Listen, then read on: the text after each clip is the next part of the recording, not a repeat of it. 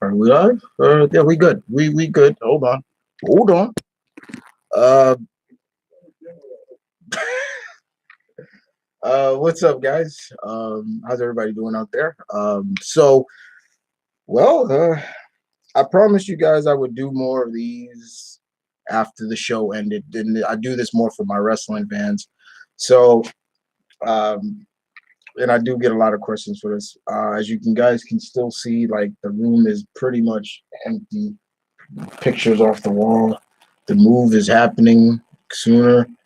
But we're here to talk about not the move. We're here to talk about Elimination Chamber 2019. A lot of hope in this, especially for a certain veteran who's been with the company for 11 years. And boy, he delivered.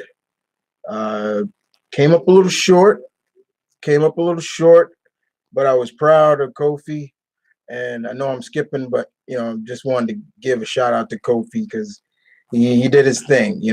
Sure, the spot was meant for Mustafa Ali, but Kofi capitalized on and took it to the stratosphere, which I'm happy he did. And that ending of just the crowd soaking in and telling Kofi thank you, for all the hard work he's done. This man has had multiple tag team titles, multiple United States titles, multiple IC titles, but he has always been out of grasp of that company belt. And tonight he had a chance of taking it from Dark Captain Planet, and he almost did. He almost did. So my hats off to Kofi for that. But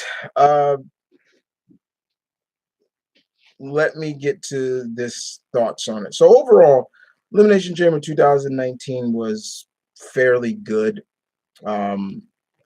There were matches.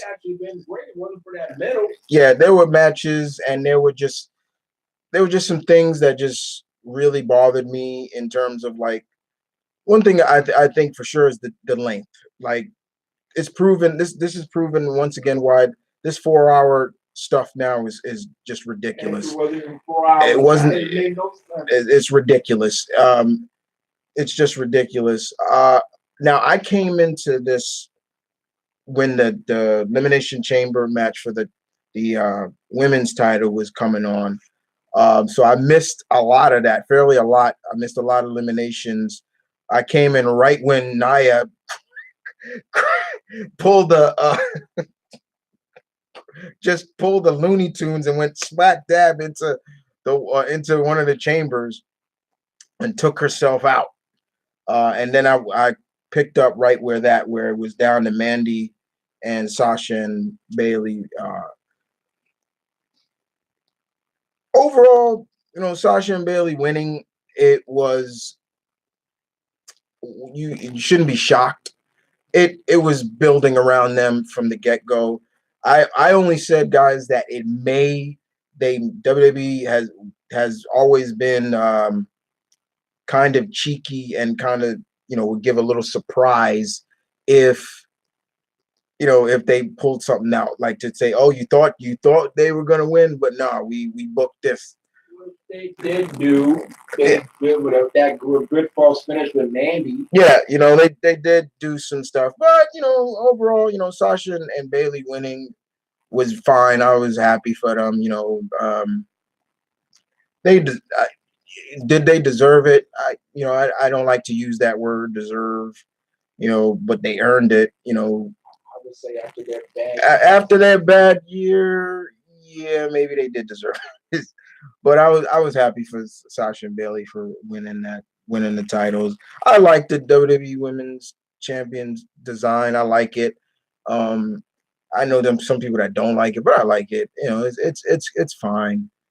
Still dealing with the white strap, but it's fine. But congratulations to Sasha, and I give a lot of shout out to Mandy and Sonya Deville. Very improving. Sonya and really lasted long. I heard like I said, I missed a lot of the eliminations before that, but The overall, I'll probably go back and watch it later on, and like on the encore, just on my own time. But overall, I'm glad Sasha and them won. Let's see where they go from here, because that's my biggest fear right now. Is okay, where do you go from here now? You got the belts on them. Phase one. Now, phase one, you got the belts on them now. So where do you go now from there? Do you know, is it now that Sasha and Bailey, can they go from brand to brand, which there's rumors that they're going to end the brand. I think they should, but is they going to be going from brand to brand? Who's going to be their first opponent in terms of title competition? I think the real test is.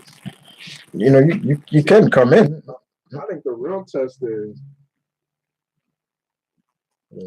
I think the real test is can they provide any classic matches without a stipulation like this chamber? Right. Because women tag team matches for the longest time WWE were just known as filler. That's the other goal, is to change the whole idea of also women's tag. This is just a filler. No, now you gotta start doing some really good standard tag team wrestling one-on-one matches. Something like you saw with the Revival and Gable and Rude. They gotta start doing stuff like that. Damn, spotlight. Oh, he's been. When has he left the spotlight? Well, in a way, yeah, because when he came back, he came back after his WrestleMania thing. What was he doing? Feuding with Kaz? Oh, yeah. Okay. Yeah. Losing to the Miz a lot.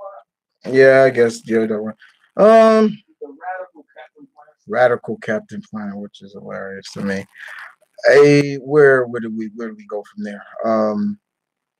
What was next? The Lashley match, right? Next match is the SmackDown tag. Oh, the SmackDown tag team match. That's right. So we got the SmackDown tag match on next between Miz and Shane versus the Usos. And before everything kicked off, Miz comes out, says, y'all ready? He's hyping up the crowd. Then Maurice comes out and announces to the world that they're pregnant again. So Maurice is pregnant again with another child. Congratulations.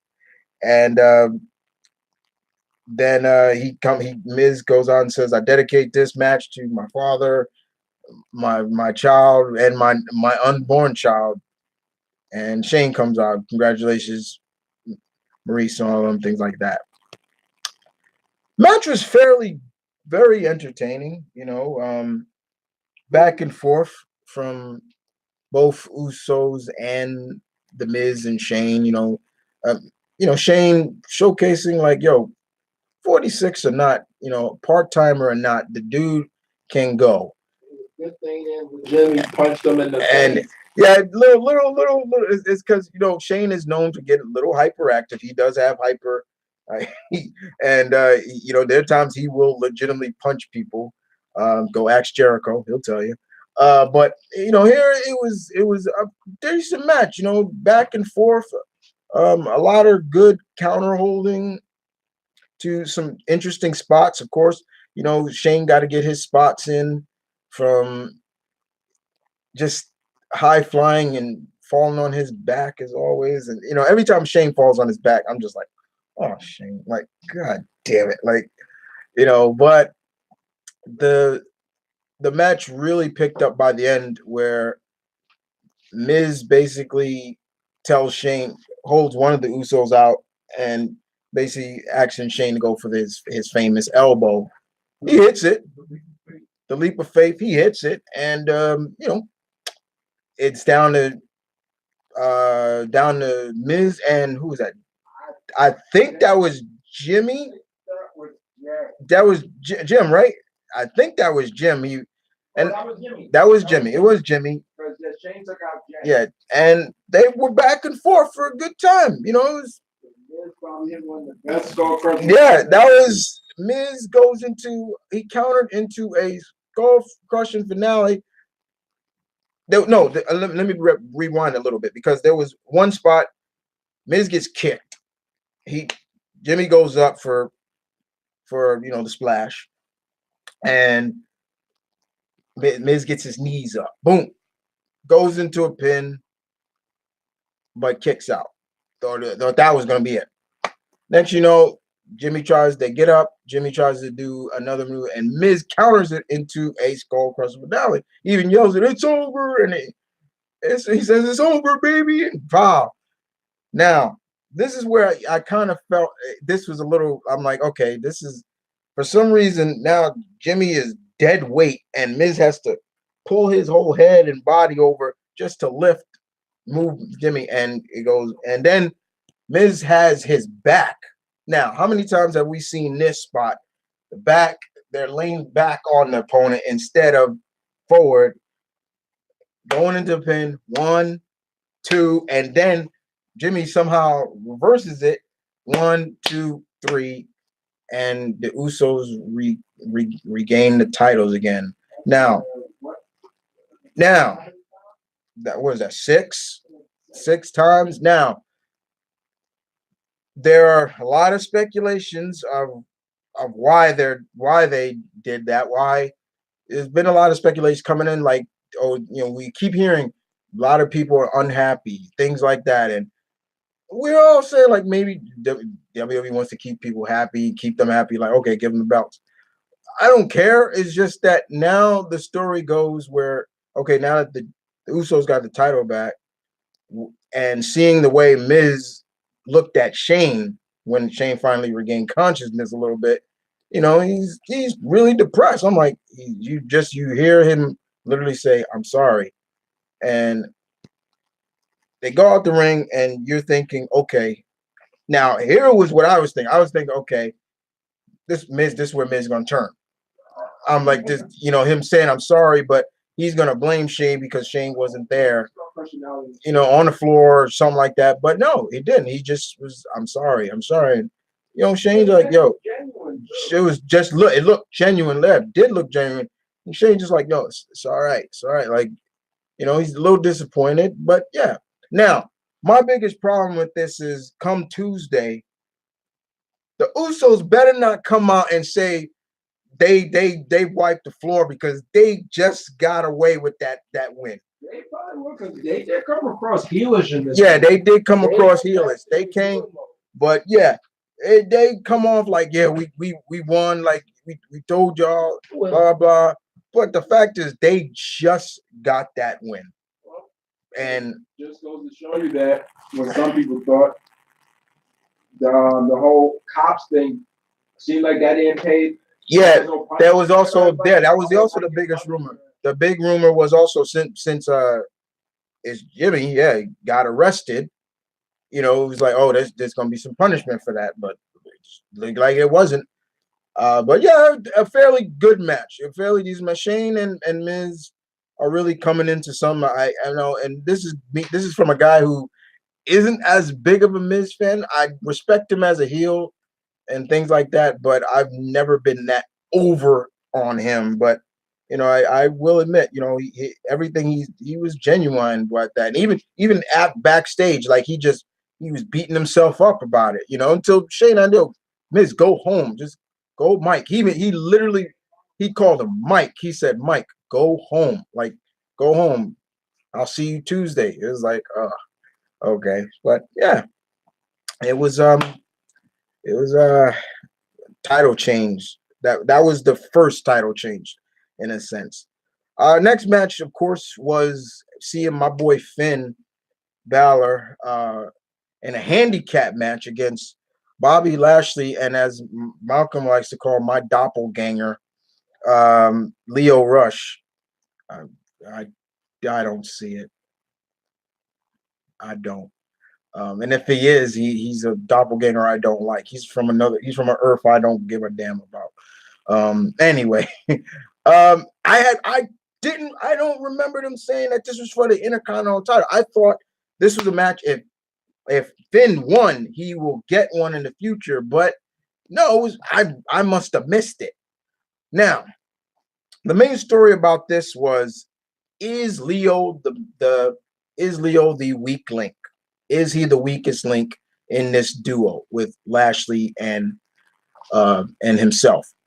And from the start of this match, you could see that them playing that up. From once Finn started getting a little upper hand, Leo would tag out real quick, get Lashley in.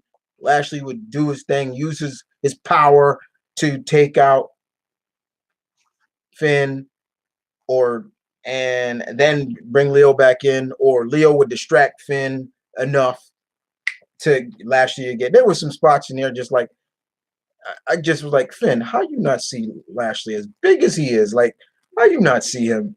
It just things like that just really kind of bugged me with that. But by the end of the match, once the match started to pick up, you started to see like Finn cutting Leo off, which was hilarious. Just to see Finn you're not going. And then Finn started laughing like a villain. I was like, oh shit! Like he was like, ha ha ha. I'm like, and Finn just started picking up that pace, which I love to see Finn do. You're talking to a guy who's seen Finn live, so to see him just do the stuff he does, I love Finn. I have the utmost respect for Finn, and to see him just pick up that pace, start hitting moves where he needed, getting Lashley out of the way, which he did, and going right back for Leo, which now can play up the fact because he hits the coup de grace on Leo. 1, 2, 3. Finn is the new IC title champion. It's been a long time coming for this man to carry some more gold. And finally, WWE, you finally do it. You finally do it. You finally give him the ball where there have been many times he should have already had the ball. But to see my man Finn with that title is great. Yes, it did feel like, yes, Lashley was just holding it to Finn take it. But I kind of saw that coming. The story was being played out that way, which is fine. Now, this could also lead into a rematch because Lashley's going to be like, well, you didn't beat me. You beat him. And we saw that even at the end, like Lashley was pissed, and we thought, oh, well, that's it for Leo. Leo's going to be just exclusively back on 205 Live. But no, you just saw him like he had him up and then he just let him go. But Finn, he did drop him, right? He did slam him. That's right. He did slam him. That's right. He did slam him. He did slam him. But Finn, my man, Finn is the champ. So I'm really happy for Finn holding that title. No, just like I said, man, like Finn should have already had a title. I mean, yeah, he lost the Universal, which I hate. He lost the Universal title because of injury. That wasn't, he had no choice. He had to relinquish it. He finally gets a rematch for it. And, it is what it is. I wanted to see more, but then he's always getting these Intercontinental title matches, but he keeps coming up short. There was several times, every time he fought Rollins, he comes up short. And it was just like, okay. But now Finn's got that belt. And big ups to Finn. Big ups to Finn for that. So yeah, that's good stuff. Really, really good stuff. The next match was stupid and boring. The whole we get the match between Sonya Blade. I'm sorry, Sonya Blade. Ronda Rousey, because she came out like classic Sonya Blade versus Ruby Riott with Charlotte out there. We saw they actually put this on YouTube that during a live event, Becky, who is suspended, came through. She got it, re-injured herself, and they played that up. Now, this did no favors for anybody, especially Ruby Riott. That was pathetic. That I found that a little disrespectful. I found that disrespectful. Like literally, Ronda went through Ruby like she was nothing, not even a match. It was like, wow, that's it. To the point where I'm starting to think to myself in my head, like, why did y'all book this then? If that was the case, because she got squashed. That's Ruby got squashed, and it sucks to hear me say that, but Ruby got squashed. Just plain and simple, she got squashed. And then it's a face off between Ronda and Charlotte. Here comes Becky, looking like a X-Men. I swear she did. She looked like an X-Men when they used to wear the black leather and yellow. Um, she comes out on crutches and beats the crap out of Charlotte with her crutch. Then she kind of turned. Then with one of her crutches down, she looks at it and was like, "Hey, Ronda, get yourself some. You." And I literally was like, "Ronda, you better not. Like, she gonna turn. She gonna hit you." She did. She hit Ronda so hard she busted Ronda open up here. Like you could see she. Um. Yep. She. She got busted open, and uh, they finally stopped it, but overall, match was stupid, including the next match was stupid. Uh, this is where it gets stupid. This part half of the show gets stupid. The Baron Corbin, Braun, how Braun has fallen. This ain't doing no wonders for him. It's not doing, and here's the other thing. I'm gonna put it like this: get Drew McIntyre away from Baron Corbin, please. Get him away. Corbin, you know, it's just like, what are y'all doing with this guy? So we get a no disqualification match between Braun and all three Baron, Drew, and Lashley come out and put Braun through a decked up table spot. Nobody comes out to help Braun. Nobody. Which always just makes me just cringe, and it's just like, this was stupid. Like, where was everybody that should have came out to help? Where was Kurt? Where was Finn? Really? Like, nobody comes out to help. It's stupid. And Corbin gets the win, and it's over. It's just like this did nothing for Braun at all. Hence why I say, wow, Braun has fallen. It really did. It was a terrible match. Overall, it was stupid. It just was so dumb, and match was just boring. That was once it got from the Ronda and these two matches right here. It was terrible. It really was. Um, I couldn't take it. I just was garbage, borderline garbage. Uh, it really was. And then we get more just buying for time. That's all it was. It was buying for time. Here comes Lacey Lane. Lacey Lane. Excuse me. Lacey Evans. See, I'm getting mixed up. She comes out and she looked like she's gonna walk down the ring, and all she does is walks a little, nope, turns around, and shows her back off the camera. And let me put it on that because the camera sure zoomed in on her back. Like, I'm like, oh, okay, camera guy. Like, He basically did a catwalk. yeah, she did a catwalk. She did a catwalk, turned back around, that was it. And then it goes from, I'm like, what the fuck was this? This is where this part of the segment of the show really felt like a weekly Raw episode, and I'm just like, this was stupid. This was all about, Malcolm said it. This was all about buying time.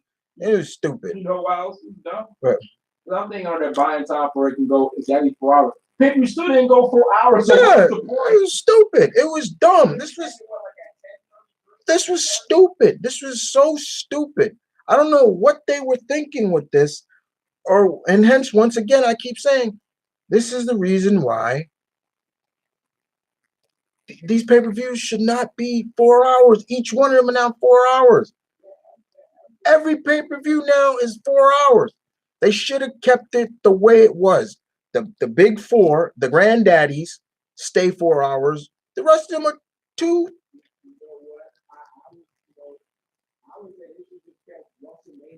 Yeah, it's just so stupid. Bottom line, that segment from the Ronda to before the Elimination Chamber match, men's Elimination Chamber match, was stupid. This could have been completely just like, you know what?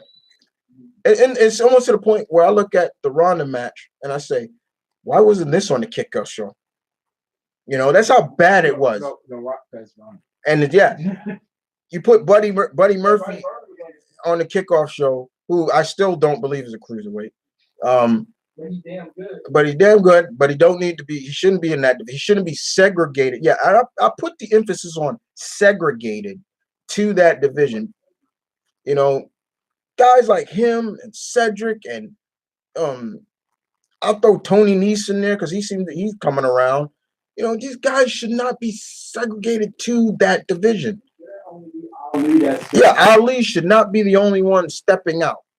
Point is, that terrible, garbage, stupid. You can actually skip that. If y'all you didn't watch Elimination Chamber yet, you can skip these matches. Unless you want to see, Becky beat up everybody. Unless you want to see Becky beat up everybody, that's fine. But other than that, it was stupid. You know what's stupid? I don't know if you said it, but how long the 3-on-1 beatdown lasted? That just so stupid. They it lasted so long. It was so stupid. It's that even in that, Braun had like 2 hope spots. Yeah, it's so stupid. The next, so yeah, let's move on for that because it was stupid. Next is the chamber match. We had the chamber match. So we had Kofi Kingston come out along with and when Kofi Jeff comes out, Kofi, Jeff, then Joe, then Orton. The match started with excuse me. It was AJ came out, Joe and Joe Bryan started. Overall,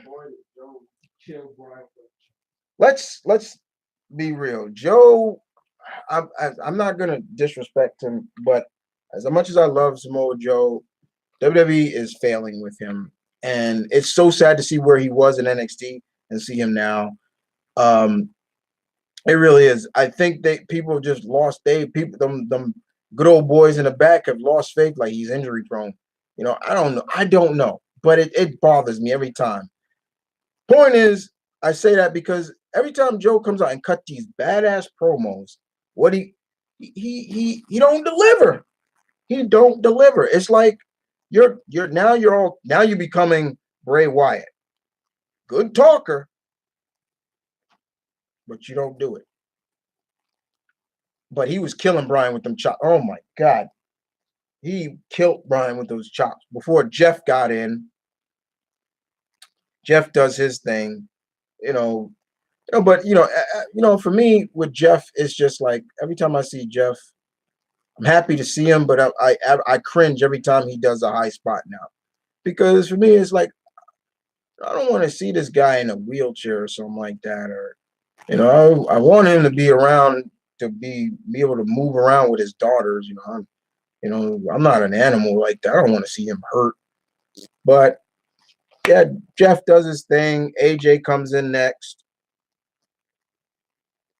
No, excuse me. Kofi comes in. That's when the crowd picked up. That crowd was so pro Kofi. I was so happy about that. I'm like, you know what? Kofi deserves this. Kofi was doing his thing. He did his thing. There was, a spot where I thought, oh God, Kofi's gonna get out because Joe put him in the Coquina clutch. But he got out. I was so happy. I was like, oh God, thank you. And that's what happened once AJ got in. Joe was the first to get eliminated. The big bad Joe gets eliminated. Phenomenal forearm, and that was it.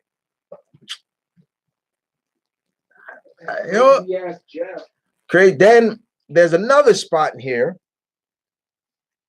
where Jeff's on top of one of the column, where the chamber, and AJ is on his stomach on the top rope. And I missed it at first. Then they showed it again. But he swanton bombs off of it and just hits AJ. AJ bounces off I'm like, oh. But then he gets knee plus or whatever he wants to call that move now. And he gets eliminated. So Jeff gets eliminated. The next person to get eliminated was AJ. AJ got eliminated by Randy Orton. And now right here, this is where it gets kind of interesting because we've been seeing this of late. Like Orton has been really sticking it to AJ. And it makes me wonder if they're going to have a match come Fastlane or whatever next. Yeah, because there's another pay-per-view. Because they got it. It's like, God, anyway, the point is, AJ was going to go for another phenomenal forearm on Kofi. And Orton just literally just grabbed him out of the air and just dropped him. While he was still on the ropes. 1, 2, 3, AJ's out. And it comes down now it's Kofi, Randy, and Bryan. It's good to say that Kofi got a little bit of a receipt from Orton because all the times Kofi had to take it from Randy. Kofi finally got that 1, 2, 3 over. And they played up. These two got history. I was like, yeah. It's funny. They said they're singing. Yeah. I'm like, yeah. Some of the commentating again. This is why I detest this three-person this three-man commentating team or four at times because it just makes no sense. My field of commentating is 2 men or two people. You got your play-by-play and your color. You don't have your play-by-play, your color, and your in between or whatever the hell Byron or Renee is supposed to be. And God knows I love Renee, but it's like every time it's tanking. It's really tanking. I don't know what Vince is saying to her and in her ear or whatever, but it's tanking. And they just said some stupid stuff in this match. I'm just like, wait, what? Like, okay, just go on with the match. Bottom line, it came down to Kofi and Bryan. And man, once again, Kofi just showed like he is not going to be stopped. There was even a spot where he pulled off a little blood sport. Like, I swear to God, it was a blood sport spot. Bryan and Kofi are kicking each other. And it was even the point Kofi's like, come on, kick me. Like, literally hit me. Like, and I'm like, and I literally said blood sport. Because I was thinking of when there was a scene where Van Dam was fighting that kickboxer. And he's like, yeah, come on, hit me in the head. Like, and I'm like, yo, that was it. And, it was going back and forth. It was good spots. The story just showcased Kofi will not be stopped. He's not going to quit. Because usually when we see Kofi getting a submission, it's over. Here, he got in a submission, a bad executed. Bryan just had his nose. A badly executed lapel lock. I mean, yeah, Bryan just literally had Kofi's nose, and he's just pulling his nose. I'm like, come on, man. But yeah, he got the knee plus once, Kofi kicked out. That was the first time he kicked out. And just Kofi, there was finally one where Kofi hit the Trouble in Paradise. And I was like, and I'm just like, come on, like, come on, and kicked out. But it kept going back and forth, back and forth. There was even a point where I literally was like saying, hey, the trigger may be pulled here. The trigger may be pulled here. That crowd was so into Kofi. That Houston crowd, shouts out to that Houston crowd. That Houston crowd was so into Kofi. Every time the camera panned out, you just saw people on their feet. Kofi. It's just, and I'm literally saying, y'all fools in the back, y'all hearing this? Y'all hearing this? Kofi would not be stopped. There was even a point where Kofi, you could literally hear Kofi yelling, "It's my time!" Like, I'm like, go Kofi, go. Like, just do it, man. Just do it. He hit the SOS. I'm thinking, oh, that's it. Kicked out. See, what I didn't, the only thing I didn't like, and it was kind of like with the Jimmy thing. Mm-hmm. When Kofi hit that first Trouble in Paradise, he immediately gets the cover, and Brian countered had to a smoke. I was like, yeah, wait a minute. That spot did piss me off. I was like, wait, he just got hit with the Trouble in Paradise, and those are the spots I don't like, where you see these people hit these devastating moves now, and automatically these are these moves that put somebody out for a while, and they counter it. And I'm like, and here we saw Brian counter. I'm like, wait, what? Like, wait a minute. The point was, throughout that match, the story of the match was Kofi, once again, would not be stopped. He was not going to let this opportunity stop him. And it looked like it was in favor. They went back and forth, and it literally looked like Brian, he's like, you could just see it. He was just like, what do I do? Like, what do I do? And Kofi went up top. They were on top, and Kofi tried to splash. He got and then, of course, it was the knee plus again, and I was so much into Kofi that when that 3 count, they just went mute. Yeah, that crowd went dead mute once Kofi lost.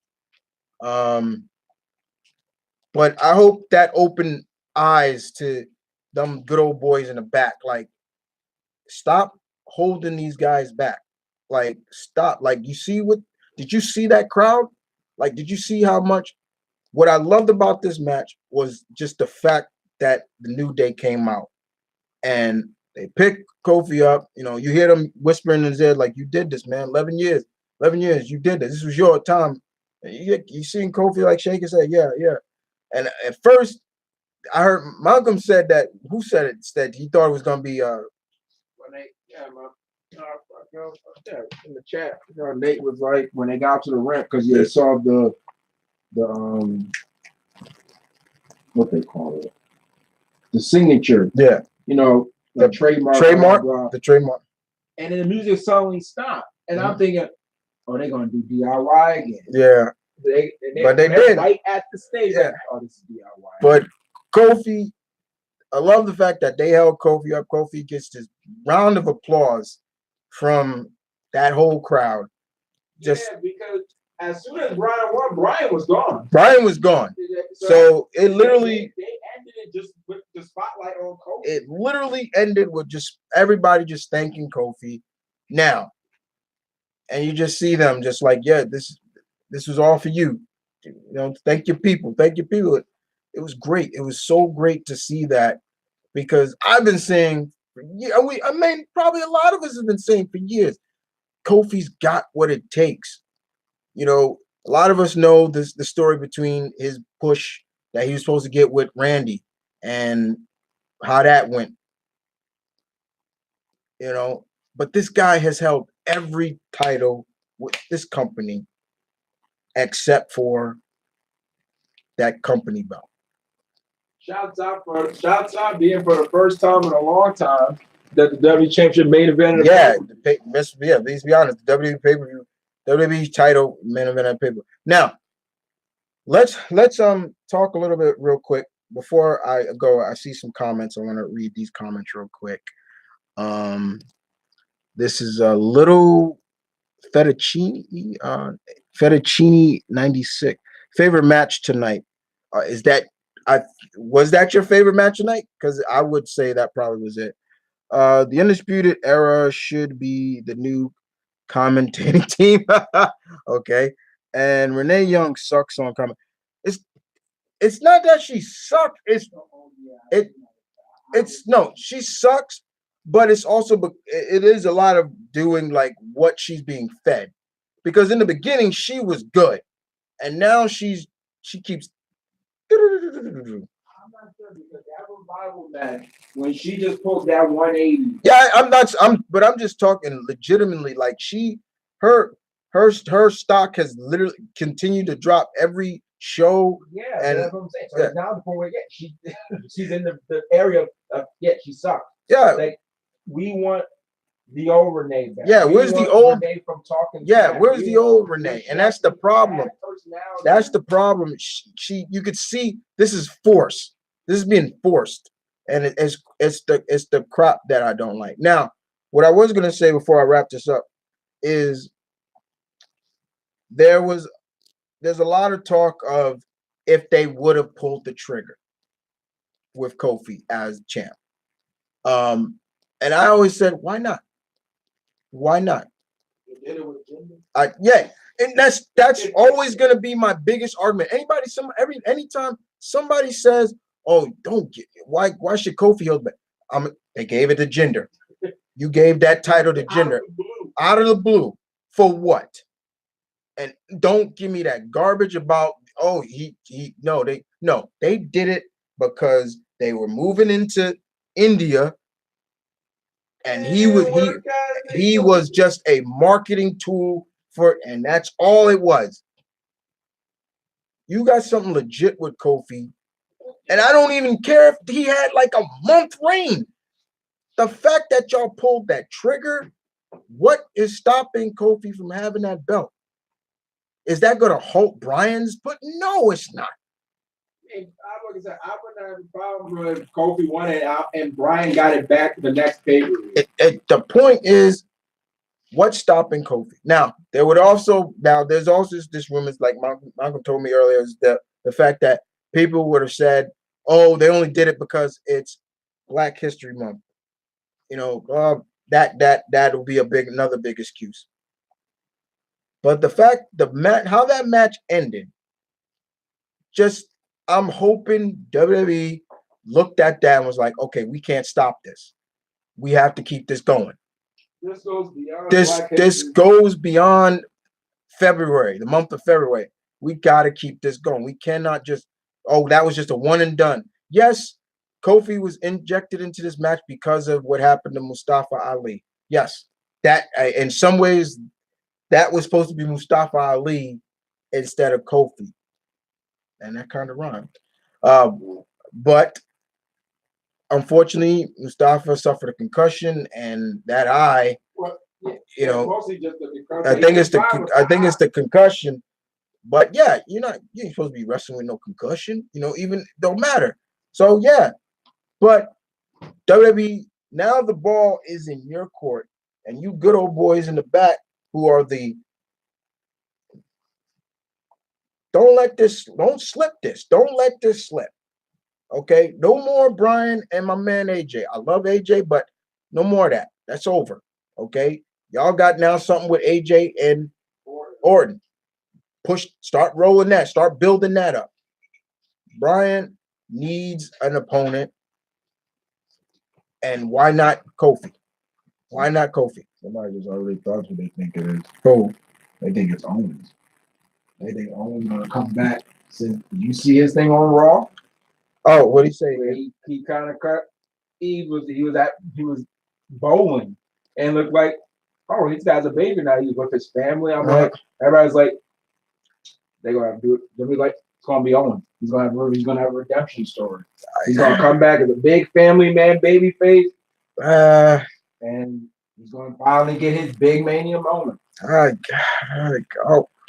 I mean, as much I like for Kobe, but I like for the Kobe too, but at the same time, I wouldn't mind Owens because let's face it, Owens was put through some shit. Owens, yes, I'll say that, but there is rumors that the people in the back were really pleased that Kofi during the whole build up to this match, and they want that to continue.